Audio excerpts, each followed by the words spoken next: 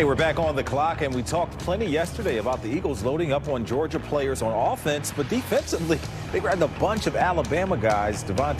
Offensively grabbed a bunch of Alabama guys. Devontae Smith in the first round in 2021. Then landed Dickerson a round later, and earlier tonight they added Bama O-lineman Tyler Steen. So Georgia on defense and Bama on offense, and check it out.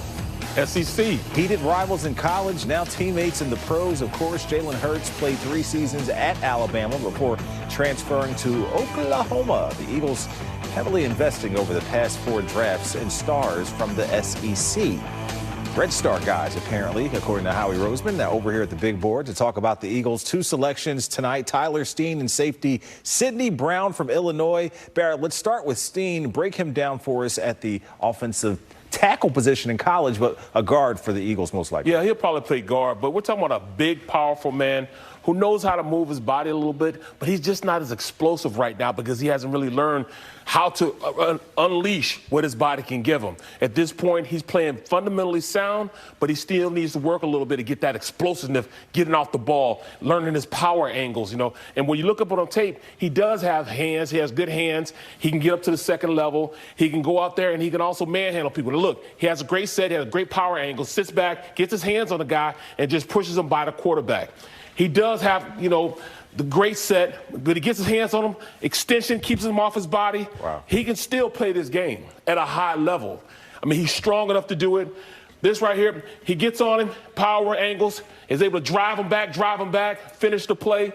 You want those type of plays. And this is what I like about him. He gets on, look where the back goes, cuts right off his block, takes it to the house. I was talking to Ray, a lot of the plays that they had as far as big plays in the run game came off that left side. Did you say that? So he can play this game. He's a powerful player, but he's just not explosive right now. He hasn't unlocked his power angles, unlocked his body. He'll learn that at Stoutland University. Man, the ceiling seems really large for him, particularly with his size. But, Ray, how much do they need a depth piece along the offensive line, kind of the role Andre Dillard played for them? No, they do. Oh, Yeah. they do. I mean, they've got a really good offensive line. We talked about that a lot last year, about how that was really key to the season that they had. But, you know, in this offseason, I mean, you lost Isaac Seumalo to the Steelers. You lost Dillard. You got Driscoll as kind of a swing guy right now, but you don't have a whole heck of a lot of depth, and you can't count on your offensive line staying healthy for an entire season. You need depth. You need to develop younger guys, and a guy like this there's an awful lot of raw potential there. Yeah. I mean, he's already a pretty good player. I think you can already see that. I mean, he was a good left tackle in the SEC playing for Alabama, so he can already play. But what you see here is, boy, he can, with really good coaching and more development, he could get real good. So the fact that he can play tackle, he can play out there if he has to. But I kind of agree with Barrett. I think they drafted him with the idea that he's probably going to move inside, and he has a chance to be very effective in there. That offensive line, they have Brandon Brooks retire, and they just don't skip a beat. Like, they just, all the pieces just fit back together. And, Ray, you've raved about Sidney Brown, the 66 pick here tonight. We take another look at the impact he's made at Illinois. Could he be a special player here in Philly, somebody that fans just really adapt to? Well, Howie already talked about that tonight. He said, I think this is the kind of player that the Eagles fans are going to love. And I think that's true. I mean, he's, as I said, he plays 100 miles an hour. He just when you're watching tape, he just jumps off the tape at you. And as you can see, even though he's not that big, which is why he was drafted in the 3rd round and not higher, he's 5'10 and a half, but he's real solidly built. He's a really good tackler. He's really good in the open field. But the thing that he does best is just hawk the football. I mean, he just knows exactly where the route combinations are, and he always seems to be in position. He had 6 interceptions, which led a very good Illinois team in picks last year. And he was really the defensive signal caller back there. I mean, the most high-profile player in that secondary is obviously Devon Witherspoon, who wound up going 5 overall. But really the guy who called the signals back there, and really the guy that was the catalyst for making big plays on that team, was Sidney Brown.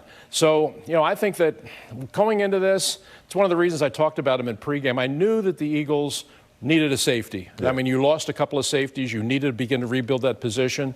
I knew this guy was going to be there tonight. He probably was not going to be there tomorrow. If the Eagles wanted to get this guy and add him to their team, and I think you see here why you would want to do that, tonight was the opportunity to do it. And they got a guy who at the very bare minimum, Danny, week one, he's going to be one of your best special teams players. You know that. Right. I mean, he'll probably be a gunner. He'll probably be one of your best special teams players.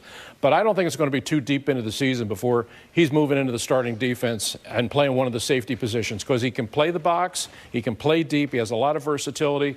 Defensive coordinator can use him multiple ways, and he's a guy who's going to have a great future in Philadelphia. All right, there you have it. And Barrett, you played with some elite Hall of Fame safeties and Brian Dawkins and Troy Polamalu. What does it take to be great at that position? Do you see some of that in Sidney Brown? I do, and that's the biggest thing right there. I see attitude and want to. This guy never stops, and you want a player like that. Instant enthusiasm. His teammates will look up to him to want to have that excitement in the game. You don't have to worry about it. You're not going to have to tell him, hey, let's get up. You know, we got to get going. He's already going to be going. Right. He has two speeds, on and off. And when he's on that field, you're definitely going to be turned on by what he does. This is going to be a fan favorite because he plays with the emotion that you want from a football player. You know, they always talk about loving ball. Sirianni's going to love this kid because he loves ball. And everything that I broke down on him as far as film is him going out there and really dominating with more so effort than anything. Yes, he has athletic talent. Yes, he's fast enough to play the position, but the 1-2 and drive the way this kid plays, that's what's going to make him a successful player. Can Reed Blankenship hold this kid off? Can he? Blankenship was an undrafted free agent last year who I thought really contributed well for where he came from. Right. But Sidney Brown is a better player, right, I think, and given a fair chance will win the job. We talked about the fact that at 5'10 and a half, he might be a little shorter than you would think ideal, but he really makes up for it vertical leap. I mean, his vertical leap is 42 inches. Mm-hmm. So, I mean, he plays. He's one of those guys that plays bigger than he is and runs faster than he's timed. I mean, a lot of that is the instinct, but a lot of it is what Barrett said, the 1-2. This kid comes to play every week. Seems like a Red Star guy for you, right? Yeah. He was one of mine, okay. I mean, for sure. I mean, when I saw him, I just marked him down. Knowing that the Eagles were going to be looking for a safety, I thought that this was a guy that if they had a shot to get him, they would be well advised to do that. Yeah, he was my big board also. All right, Howie Roseman, a bonus for both of these guys. Send money their way as well.